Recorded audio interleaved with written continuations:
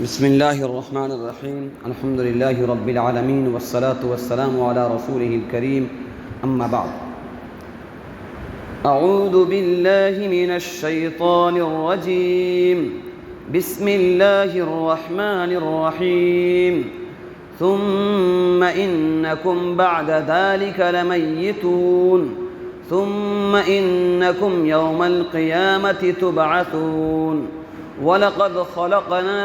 ولقد خلقنا فوقكم 7 طرائق وما كنا عن الخلق غافلين صدق اللہ العظیم الآخر آیا۔ یہ سورہ مومنون کی آیت نمبر 15 ہے۔ 14 نمبر آیت تک بات ہو چکی ہے اس سے پہلے کہیں۔ اس سے پہلے جو 14 آیات ہیں اس میں اللہ تعالیٰ نے مومن لوگوں کی صفت بیان کی ہے، جو مومن کامیاب ہوں گے۔ اس کا سب سے پہلا آیت ہے قد افلح المومنون، کامیاب ہو گئے مومن لوگ۔ یہاں پر لفظ ہے افلح، فلاح۔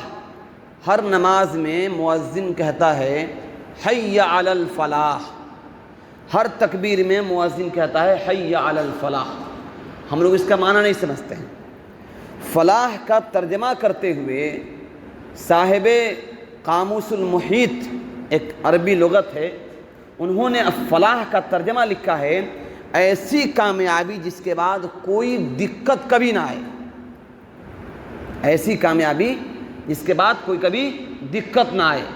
تو اللہ تعالیٰ یہ بشارت دے رہے ہیں ان مومنوں کو جن کی صفت نیچے آئے گی، قد افلح المومنون، تحقیق کے کامیاب ہو گئے وہ مومن جو اپنے نمازوں میں خشوع و خضوع اختیار کرتے ہیں۔ اس کے بعد ان کی دوسری صفت کی کہ وہ جو ہے لغو بات سے، بے فائدہ کی بات سے بچتے ہیں، یعنی ہر وقت بولتے نہیں رہتے، خاموش رہتے ہیں، کام کی بات بولتے ہیں ورنہ خاموش رہتے ہیں۔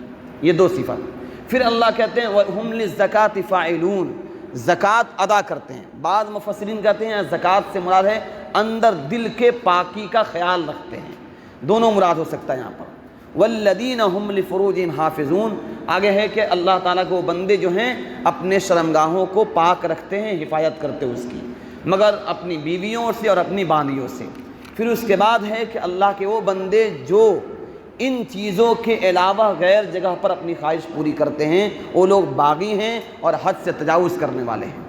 پھر اللہ کہتے ہیں کہ ان مومن کی صفت جو کامیاب ہونے والے ہیں یہ ہے کہ وہ امانت اور عہد کو پورا کرنے والے ہیں۔ کوئی امانت رکھا جائے تو اس میں خیانت نہ کریں، جو وعدہ کرے اس کو پورا کریں۔ پھر اس طرح سے ہے اپنے نمازوں کی حفاظت کرنے والے ہیں۔ ایک نماز 2 طرح سے، ایک ہے نماز میں خشوع خضوع۔ خشوع کا مطلب ہے دل، یعنی دل سے ڈرنا، جسم سے حاضر ہونا اور دل سے حاضر، 2 الگ الگ چیزیں۔ ایک ہے نماز میں ہم آتے ہیں 5 وقت نماز پڑھتے ہیں، یہ ہو گیا ہم نماز میں حاضر ہو گئے جسم سے۔ ایک ہے دل سے بھی حاضر ہوتے ہیں کہ نہیں ہوتے ہیں۔ اگر نماز میں دل سے بھی حاضر ہوں گے تب ہم کامیاب مومن میں ہوں گے۔ ہم نماز میں تو آتے ہیں لیکن دل سے اگر حاضر نہیں ہیں تو ہم کامیاب مومن میں نہیں ہوں گے۔ اس لیے کوشش کرنا ہے کہ جسم بھی حاضر ہو، دل بھی نماز میں حاضر ہو۔ اس کے بعد آگے اللہ کہتے ہیں انہی کی صفت بیان کرتے ہوئے اولئک ھم الوارثون، یہی وہ مومن لوگ ہیں جو جنت الفردوس کے وارث ہوں گے۔ الذین یرثون الفردوس، جو جنت الفردوس کے وارث ہوں گے۔ جنت کے بھی الگ الگ درجے ہیں، جنت کے بھی الگ الگ درجے ہیں، جہنم کے درجے ہیں، جنت کے درجے ہیں۔ جو جیسا عمل کرے گا اللہ ویسا اس کو مقام عطا فرمائے گا۔ تو جنت الفردوس یہ بہت بڑی جنت ہے۔ اللہ کے نبی اسلام نے فرمایا کہ اگر تم اللہ سے جنت مانگو تو جنت الفردوس کا سوال کرو۔ بھئی بڑے سے بڑی چیز مانگنی چاہیے، تو اللہ سے بڑا تو کوئی ہے نہیں۔ ایک بزرگ کے پاس ان کا پوتا آیا اور کہا، بہت پہلے زمانے میں، کہا دادو ابو مجھے روپیہ دو۔ انہوں نے اس کو گود میں اٹھا لیا، کہا کمال ہے ماشاءاللہ، میرے پوتے کو اللہ نے ایسی توفیق دی، اس نے پیسہ نہیں مانگا، اس نے روپیہ مانگا۔ کیونکہ بڑوں سے بڑی چیز مانگنی چاہیے۔ اللہ تو وہ ہے جو ہم میں سے ہر ایک کو بادشاہ بنا سکتا ہے، ہماری ہر ضرورت کو اللہ پوری کر سکتا ہے۔ تو اللہ سے چھوٹی موٹی نہیں مانگنی ہے، جنت الفردوس مانگنی ہے اللہ سے انشاءاللہ، اور اللہ دیں گے انشاءاللہ۔ اس کے بعد اللہ تعالیٰ نے انسان کی تخلیق اور پیدائش کے بارے میں 2-3 آیتوں میں اللہ نے بڑی تفصیل سے بیان کی کہ ایک ناپاک قطرے کو اللہ نے باپ کے نطفے کو ٹرانسفر کیا ماں کے رحم میں، پھر وہ ایک خون کا لوتھڑا بنا، پھر گوشت بنا، پھر اس گوشت کو اللہ نے ہڈی بنائی، پھر ہڈی کے بعد اس پر اللہ نے گوشت چڑھائے، پھر اللہ نے ایک انسان کی شکل دے کے اس کو پیدا کیا۔ پھر اللہ کہتے ہیں جو آج کی آیت ہے کہ اللہ کیسے بہترین تخلیق کرنے والے ہیں، ثم انکم بعد ذلک لمیتون، جو آج سے ہوگی تفسیر، ثم انکم بعد ذلک لمیتون، پھر ہی اس کے بعد تم سب مر جاؤ گے۔ اللہ تعالیٰ نے ہمیں بنایا، بچپن میں پیدا کیا، کسی کو جوان کر کے مارے گا، کسی کو بوڑھا کر کے مارے گا، کوئی بچپن میں مر جائیں گے، یہ اللہ کا نظام ہے۔ تو اللہ کہتے ہیں پھر اس کے بعد تم کیا ہو جاؤ گے، مر جاؤ گے۔ ثم انکم یوم القیامت تبعثون، پھر تم لوگ قیامت کے دن دوبارہ زندہ کر کے اٹھائے جاؤ گے۔ دیکھیے انسان کی موت ایک حقیقت ہے، اس سے کوئی انکار نہیں کر سکتا ہے۔ الحمدللہ ہم تو مومن، ہم تو اور انکار نہیں کر سکتے ہیں۔ آگے اللہ کہتے ہیں کہ اس کے بعد تم صرف مر جانا کافی نہیں ہے۔ اگر ایسا ہوتا کہ انسان پیدا ہوا مر جائے بات ختم ہو جائے تو بڑا مسئلہ آسان تھا، بھئی جیسے بھی جیو کھاؤ پیو مر گئے مٹی میں مل گئے بات ختم ہو گئی۔ لیکن اصل یہاں اسلام کا جو رول ہے، اللہ کا جو نظام ہے، اصل زندگی تو مرنے کے بعد شروع ہوگی۔ یہ تو اللہ تعالیٰ ٹیمپروری ایک بس وقتی طور پر زندگی دے دیے ہیں، جو چند سالوں کے لیے زندگی ملی ہے، اصل زندگی موت کے بعد شروع ہوگی۔ اللہ کہتے ہیں پھر تم اٹھائے جاؤ گے۔ وَلَقَدْ خَلَقْنَا فَوْقَكُمْ سَبْعَ طَرَائِقَ، اور اللہ کہتے ہیں کہ اور ہم نے تمہارے اوپر 7 آسمان بنائے، 7 آسمان بنائے۔ 7 طرق بولتے ہیں راستہ کو، طریق راستہ، طرق اس کی جمع ہے۔ یہ آسمان میں اللہ بول رہے ہیں کہ راستے بنائے، اس کا ترجمہ تو راستہ ہے۔ مفسرین بعد لکھتے ہیں کہ اللہ تعالیٰ نے آسمان بنائے، آسمان میں بھی راستے اللہ نے بنائے، آسمان میں بھی اللہ نے راستہ بنائے، اس راستے سے فرشتے اترتے ہیں اور چڑھتے ہیں۔ ہم لوگ پڑھتے ہیں مغرب میں بھائی کہ ہر عصر کے نماز کے بعد ہمارے اعمال لے کے فرشتے آسمان میں اٹھتے ہیں، پھر وہ دوسرے فرشتے اترتے ہیں، تو اللہ نے ان کے لیے راستے اللہ نے آسمان میں بنا دیے ہیں۔ وَمَا كُنَّا عَنِ الْخَلْقِ غَافِلِينَ، اور اللہ کہتے ہیں ہم مخلوق کی مصلحتوں سے بے خبر نہیں ہیں، یعنی ہم نے مخلوق کو پیدا کر دیا ہے اور پیدا کر کے ہم سو نہیں گئے، ہم نگاہ رکھے ہوئے ہیں سب پر، کون کیا کر رہا ہے ہم سب سے باخبر ہیں۔ اللہ اکبر، سوچئے اللہ تعالیٰ نے کیسا جملہ لائے، وَمَا كُنَّا عَنِ الْخَلْقِ غَافِلُونَ، ہم غافل نہیں ہیں اپنے مخلوق سے۔ یہاں پر ایک منٹ رکیے اور سمجھیے اس کو۔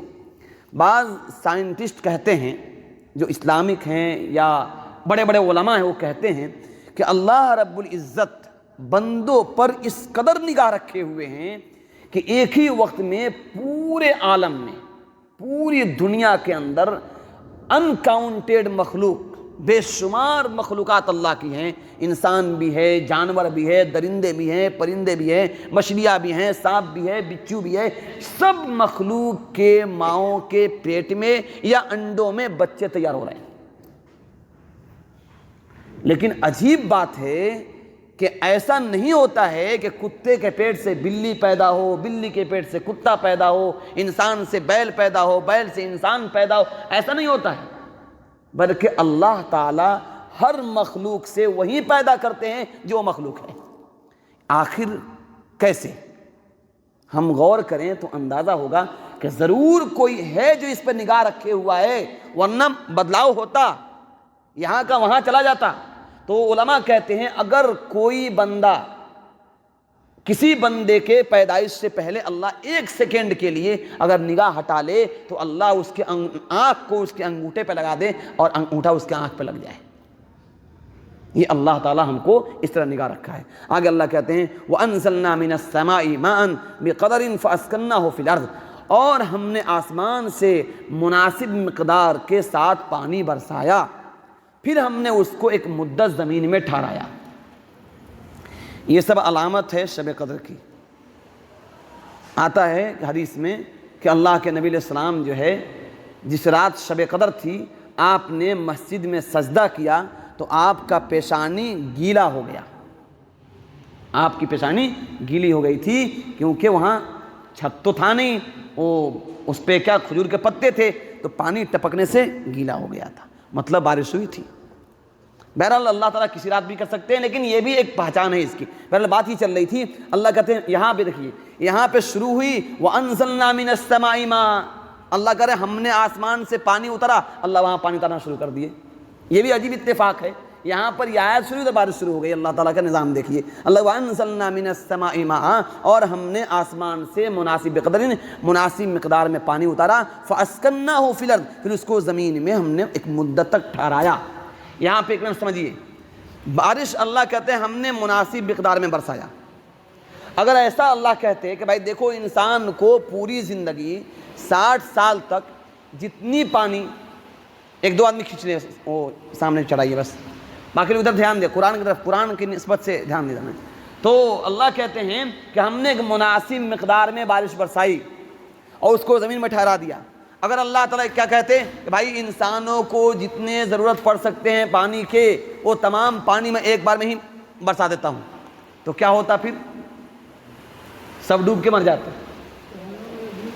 سب ڈوب کے مر جاتے۔ اللہ تعالیٰ جو ہے اتنے ہی مقدار میں بارش برسائیں گے یا برساتے ہیں جس کی بندے کو ضرورت ہے، زیادہ ہوگا تو بس وہ وبا ہو جائے گا، وبال ہو جائے گا، انسان اس میں ہلاک ہو جائے گا۔ وَإِنَّ عَلَىٰ ذَهَابٍ بِهِ لَقَادِرُونَ، اللہ کہتے ہیں اور ہم اس بات پر قادر ہیں کہ اس کو معدوم کر دیں، اس کو لے جائیں۔ کیا مطلب؟ یعنی ہم چاہیں تو اس پانی کو کھینچ لے، ختم کر دیں۔ سورہ واقعہ یا سورہ اس میں ملک میں ہے نا، سورہ ملک میں اللہ فرماتے ہیں کہ اگر ہم پانی کو زمین کے اندر کھینچ لیں تو کون تمہارے لیے لذیذ اور میٹھا پانی لائے گا پینے کے لیے؟ اللہ تعالیٰ جو ہے ہمارے لیے اس پانی کا انتظام کیے ہیں۔ آپ ساؤتھ کے علاقوں میں چلے آئیے، 20 کلومیٹر دور تک مائیں اور بہنیں پانی پینے کے لیے 50 فٹ گہرے کنویں میں اترتی ہیں اور گدلے پانی نہیں، گندے پانی کو اپنے مٹکے میں بھر کر گھر پہ لا کے کپڑے سے چھان کر پیتی ہیں۔ آج بھی ہمارے ملک میں یہ نظام ہے، ہمارے پاس میٹھا پانی اللہ انتظام کر دیے، اس کی قدر نہیں۔ اللہ ہم کو قدر کی توفیق عطا فرمائے۔ فَأَنشَأْنَا لَكُمْ بِهِ جَنَّاتٍ مِّن نَخِيلٍ، پھر اللہ کہتے ہیں پھر ہم نے اس پانی کے ذریعے سے باغ پیدا کیے، کس کے؟ کھجوروں کے، وعناب اور انگور کے۔ بھائی دنیا میں پھل فروٹ اللہ نے بہت سارے بنائے ہیں، قرآن کریم میں جس پھل کا نام اللہ خاص طور سے لے لے اس کی اہمیت بڑھ جاتی ہے۔ بھائی اللہ تعالیٰ نے بھائی سارے پھل تو اللہ ہی بنائے، بھائی ڈریگن ہے، فلاں ہے، جتنے پھل سب اللہ نے بنائے ہیں، لیکن کسی پھل کا اللہ نام لے رہے ہیں، اس کا مطلب اس کے اندر بڑی خوبی ہے اور اس کی ایک اہمیت ہے۔ تو اللہ کہتا ہے ہم نے کھجور، بھائی کھجور کے بارے میں پورا میڈیکل سائنس کر رہا ہے کہ اس سے زیادہ طاقتور، اس سے زیادہ مفید پھل کوئی ہے نہیں، آدمی کھائے تو صحت مند رہے گا اس سے۔ اور اللہ پھر انگور کے بارے میں ہے، انگور سے بھی بہت سارے فائدے ہیں اور بہت اس کے مفید فائدے ہیں اللہ تعالیٰ دیے اس میں۔ کہتے ہیں اس میں لکم فیہا فواکہ، دیکھیے پھل کے دو فائدے ہیں، ایک ہوتا ہے فواکہ، فروٹ کے حساب سے کھاتے ہیں، اور ایک ہوتا ہے غذا کے حساب سے۔ اگر پھل کو تازہ کھایا جائے تو ہوتا ہے فواکہ یعنی فروٹ، اب پھل کو سکھا کے کھایا جائے تو ہو جاتا ہے غذا، اس کو غذا بھی بولتے ہیں، کھانے کے طور پر اس کو استعمال کرتے ہیں۔ تو اللہ کہتے ہیں فَأَنشَأْنَا لَكُمْ بِهِ جَنَّاتٍ مِّن نَخِيلٍ، اور ہم نے پیدا کیے تمہارے لیے باغ من نخیل، کھجوروں کے، والعناب اور انگور کے، لکم فیہا فواکہ کثرۃ منہا تاکلون، تمہارے واسطے ان میں بکثرت میوے بھی ہیں اور ان میں سے کھاتے بھی ہو، یعنی تم اس میں سے بطور میوہ کے کھانے کے بعد اس کو تھوڑا پھل کھا لیتے ہو، اب کبھی کبھی تم اس کو کھانے کے طور پہ استعمال کرتے ہو، کشمش کو، کھجور کو سکھا کر کھاتے ہیں، یہ کھانے میں ہو جاتا ہے۔ وَشَجَرَةً تَخْرُجُ مِن طُورِ سَيْنَاءَ تَنبُتُ بِالدُّهْنِ وَصِبْغٍ لِّلْآكِلِينَ، اور شجرتاً، اور اسی پانی سے جو آسمان سے بارش ہوئی، اسی پانی سے ایک زیتون کا درخت بھی ہم نے نکالا، زیتون کا درخت بھی ہم نے نکالا جو کہ طور سینا میں بکثرت پیدا ہوتا ہے۔ یہ وہی طور سینا ہے جہاں پر حضرت موسیٰ علیہ السلام کو اللہ کی تجلی نصیب ہوئی تھی۔ حضرت موسیٰ نے کیا کہا تھا؟ اے اللہ ہم آپ کو دیکھنا چاہتے ہیں، آپ کو، اللہ نے کہا لن ترانی، مجھے نہیں دیکھ سکتے، دنیا کے آنکھ میں وہ طاقت نہیں ہے کہ اللہ کا دیدار کر سکے، نہیں دیکھ سکتے۔ کہا نہ ہم دیکھیں گے،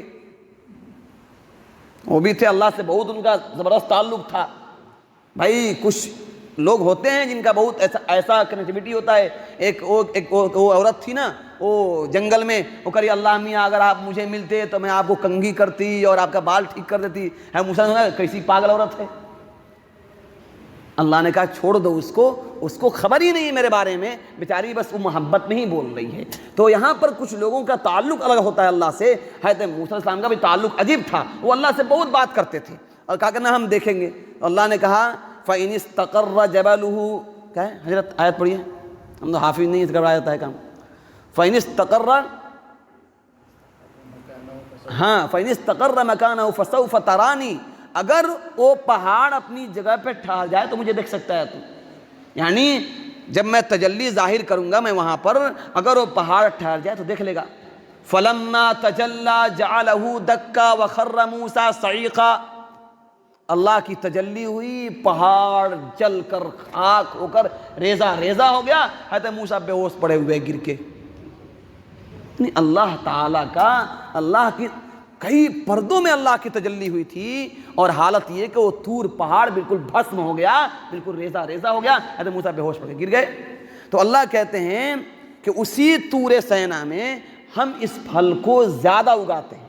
ایسے تو عرب ممالک میں, گلف کنٹریز میں بہت زیادہ زیتون کے درخت ہیں, لیکن اس علاقے میں جہاں پر طور پہاڑ ہے وہاں پہ اللہ تعالیٰ اس کو بکثرت پیدا بھی کرتے ہیں, اور اس کے اندر مزید فوائد بھی ہو سکتے ہیں, کیونکہ اللہ نے خاص طور سے اس کا تذکرہ کیا ہے.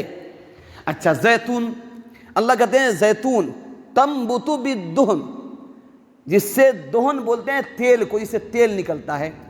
وَالصِّبْغِ لِلْآكِلِينَ, سبغن بولتے ہیں رنگ کو. اس سے مراد علماء نے لیا ہے سالن, سبزی, ترکاری. وَالصِّبْغِ لِلْآكِلِينَ مانے کھانے والے, اور کھانے والوں کے لیے سبزی بھی ہے. اب دیکھیے زیتون کا معاملہ عجیب ہے, وہ بدن میں لگاتے بھی ہیں اور اس کو خوب کھاتے بھی ہیں. ایک واحد ایسا آئل ہے, ایسا تیل ہے دنیا میں جس کو کوئی ڈاکٹر کھانے سے منع نہیں کرتا ہے. وہ ہارٹ کا مریض ہو یا فیٹ کا مریض ہو یا ڈائٹ کا مریض ہو, جو مریض ہو کھاؤ بے دم کھاؤ. اور عرب والوں کو ہم نے آنکھوں سے دیکھا, وہ لوگ ایسے پیتے جیسے ہم لوگ شربت پیتے ہیں. وہ ہر لقمے پہ چمچ اٹھائیں گے اور ڈال لیں گے, چمچ اٹھائیں گے ڈال لیں گے, بے تحاشا کھاتے ہیں. یہ کیا ہے؟ اولیو آئل جس کو بولتے ہیں, اولیو آئل. اس میں کئی قسمیں ہوتی ہیں. اس میں ایک ایکسٹرا ورجن آتا ہے. ایکسٹرا ورجن یعنی جو بالکل خالص ہوتا ہے اور بالکل تازہ پھل کا نکالا جاتا ہے, پہلا رس اس کا, پہلا تیل, اس کو بولتے ہیں ایکسٹرا ورجن. اس میں کوئی کیمیکل نہیں ہوتا ہے. کھانے میں اس کو استعمال کرنا انتہائی مفید ہوتا ہے. اور اللہ نے اگر حیثیت دی ہو, پیسہ اللہ نے دیا ہو, تو ہم لوگوں کو یہ ڈلڈا پھلڈا, یہ کیا بولتے ہیں اس کو, یہ موبل ووبل کو کیمیکل ڈال کے اور سرسوں کے نام پر بھی بیچ رہے ہیں نا, یہ مسٹرڈ آئل بول کے, اس سے بچنا چاہیے. ارے بھائی اللہ نے دولت اسی لیے دیا ہے کہ اس کو انسان اپنے اوپر استعمال کرے. ہم لوگ کیا کرتے ہیں, کچھ کھا لیتے ہیں, ڈاکٹر کہہ جا کے پورا دے کے چلے آتے ہیں. بھائی وہاں ڈاکٹر کا نہ دے کے آپ اولیو آئل منگا لیجئے, ایکسٹرا ورجن منگائیے, کم ڈلوائیے, اسی کو کھائیے, اسی کو سالن بنوائیے, اسی سے روٹی سے بول کے کھا لیجئے, جیسے بھی کھائیے اس کو استعمال کیجئے, فائدہ ہی فائدہ ہے. سورہ والتین والزیتون, اللہ نے وہاں بھی قسم کھائی. والتین والزیتون, قسم ہے انجیر اور زیتون کی. اس کی اللہ قسم کھا رہے ہیں. اس کا مطلب ہے کہ وہ بہت مفید چیز ہے اور اللہ نے اس میں بہت فائدے رکھے ہیں. تو اس کو ہم کھا بھی سکتے ہیں, اس کو لگا بھی سکتے ہیں. مالش کے لیے انتہائی مفید ہے. بدن میں جو بھی مسئلے ہوں آپ کے بدن میں, اسکن وغیرہ میں, آپ لگائیے, اللہ کے نام لے کے انشاءاللہ بے انتہا فائدہ ہوگا آپ کو. اس پر باتیں ہو تو بہت لمبی بات ہو جائے گی, اور سائنس, میڈیکل سائنس بہت ریسرچ کر رہا ہے اس پر آج کل. وَإِنَّ لَكُمْ فِي الْأَنْعَامِ لَعِبْرَةً, اللہ کہتے ہیں اور بے شک تمہارے لیے جانوروں میں کیا ہے, عبرت نشانی ہے. دیکھیے اللہ تعالیٰ نے انسانوں کو بھی پیدا کیا, ساتھ میں جانور پیدا کر دیے. آتا ہے کہ اللہ نے پیدا کیا ہم لوگوں کو اپنی عبادت کے لیے, اور پوری مخلوق کو پیدا کیا ہماری خدمت کے لیے.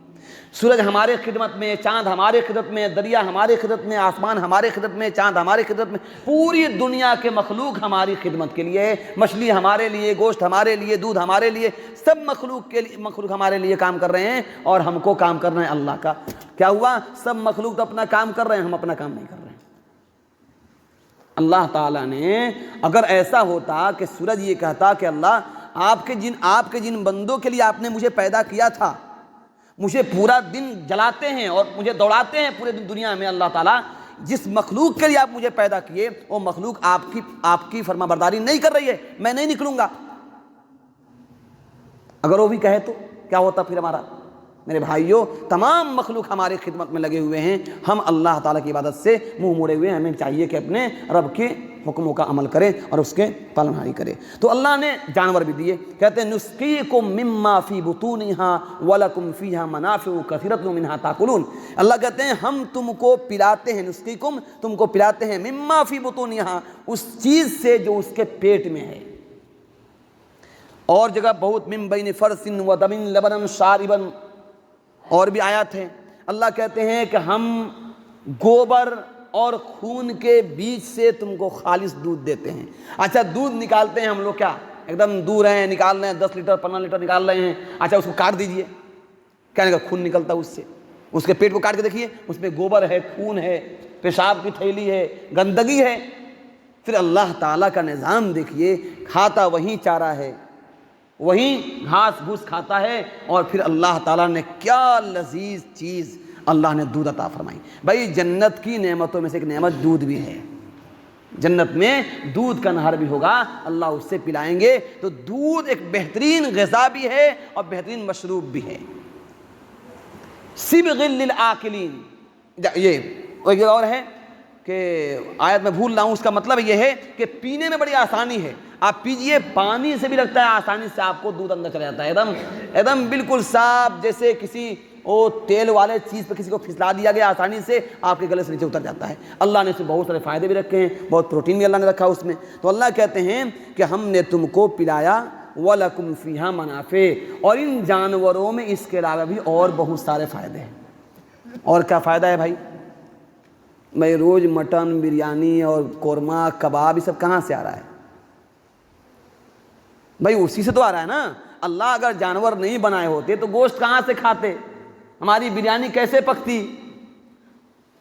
ٹکا کباب مٹن کہاں سے آتا؟ سب اللہ اسی سے لا رہے ہیں. پھر ہم چمڑے کا جیکٹ، چمڑے کا پرس، چمڑے کا جوتا یہ کہاں سے لاتے؟ اللہ اسی کے چمڑے سے بنا رہے ہیں. تو بہت سارے اس کے علاوہ بھی فائدے اس سے ہیں. وَمِنْهَا تَأْكُلُونَ، اور ہم اس سے کہیں بعض، اس میں سے بعض کو ہم کھاتے بھی ہیں، اسی جانور میں سے بعض کو ہم استعمال بھی کرتے ہیں. وَعَلَيْهَا وَعَلَى الْفُلْكِ تُحْمَلُونَ، اور ان پر اور کشتی پر لدے لدے پھرتے ہو. اللہ کہتے ہیں ان جانوروں میں سے بعض پہ سوار ہوتے ہیں، گدھے پہ سواری کرتے ہیں، اونٹ پہ سواری کرتے ہیں، گھوڑے پہ سواری کرتے ہیں. ریگستان کا جہاز کہا جاتا ہے اونٹ کو. اونٹ بھی عجیب مخلوق ہے، آپ جائیے تو قریب سے عجیب لگتا ہے. وہ کیا پالکی نما اللہ نے بنایا اس کو، اور جو چلتا ہے وہ ریگستان میں. تو اس کے میں بہت قریب سے دودھ پینے گئے ہم لوگ اونٹنی کے، تو بہت قریب سے دیکھے اس کے پنجے جو ہیں اتنے چوڑے ہوتے ہیں نیچے کے، اور جیسے دم گدا ہے بالکل، یعنی بالکل اس میں روئی بھر دیا گیا ایسا گدا ہوتا ہے. اسی لیے ریتوں میں دھستا نہیں ہے، جہاز کے مانند بالکل تیز.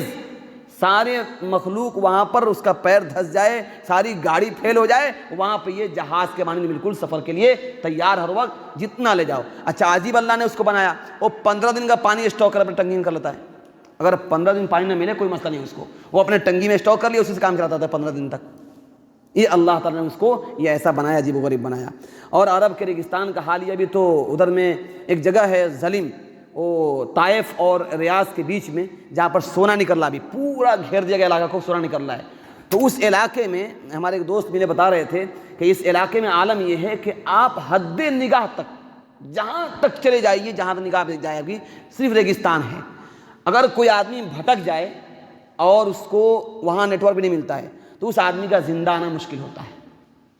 وہ آدمی اگر راستہ بھٹک جائے تو زندہ نہیں آ سکتا، یا کہیں گاڑی اس کی خراب ہو تو زندہ نہیں بچ سکتا. کیوں؟ نیٹ ورک کام نہیں کرتا ہے اور پانی کا نام و نشان نہیں. اچھا عجیب بات ہے، آپ دیکھیں گے لگے وہیں پانی ہے، جب دیکھیں گے دھوپ میں لگے سامنے پانی ہے، پھر دوڑ کے وہاں جائیں گے وہاں پانی کچھ بھی نہیں. وہ کیا ہے؟ وہ ریت ہے جو چمک رہا ہے پانی کی طرح. سراب کا سراب بقیعۃ یحسبہ الظمآن ماء. اللہ کہتے ہیں قرآن کریم میں کہ تم دیکھو گے اس ریت کو تو جو پیاسے ہوتے ہیں اس کو پانی گمان کرتے ہیں. سلطان صلاح الدین ایوبی رحمۃ اللہ علیہ کا وہ جنگی معرکہ جو ہے اس میں تاریخ میں لکھا ہے کہ ان کے سپاہی جو ہے ریگستان میں جاتے تھے اور کبھی راستہ بھٹک گئے تو بس موت کے علاوہ کوئی راستہ ان کا نہیں ہوتا واپسی کا، بس مر کے ہی لوٹ پاتے تھے، ختم ہو جاتے تھے، وہیں پہ مٹ جاتے تھے مٹی میں۔ تو کیسے کتنے لوگوں نے اس دین اسلام کے لیے جانیں قربان کر دی ہے تو ہم تک اسلام پہنچائے، اللہ ان سب کو جزائے خیر عطا فرمائے۔ بہرحال تو بات یہ چل رہی تھی کہ وعلیہ وعلی الفلک تحملون، کہ اس پر اور کشتیوں پر، یعنی سمندری علاقوں میں کشتی پہ سفر کرتے ہیں اور ریگستان میں اونٹ وغیرہ پر سفر کرتے ہیں۔ وَلَقَدْ أَرْسَلْنَا نُوحًا إِلَىٰ قَوْمِهِ فَقَالَ يَا قَوْمِ اعْبُدُوا اللَّهَ مَا لَكُم مِّنْ إِلَٰهٍ غَيْرُهُ۔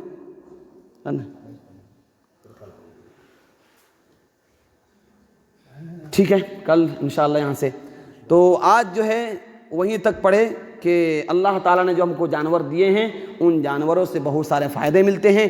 ایک تو بڑا فائدہ ہے کہ دودھ کے تو بھی استعمال کرتے ہیں، دوسرا اس کو گوشت کے تو بھی استعمال کرتے ہیں، تیسرا اس کے چمڑوں سے ہم اپنا جوتا، کپڑا اور جیکٹ بناتے ہیں، تیسرا یہ کہ اس پہ ہم سواری بھی کرتے ہیں۔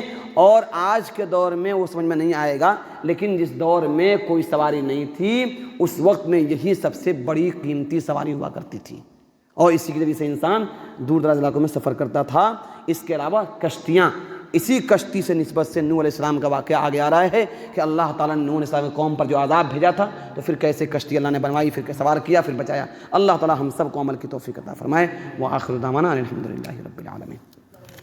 شہری کا ٹائم آدھا گھنٹہ سے کسی تسلیم مت کرے جی یا کب جاگی کب شہری کو پھر نماز پڑھا ٹھیک بات، دعا کرو 1 منٹ۔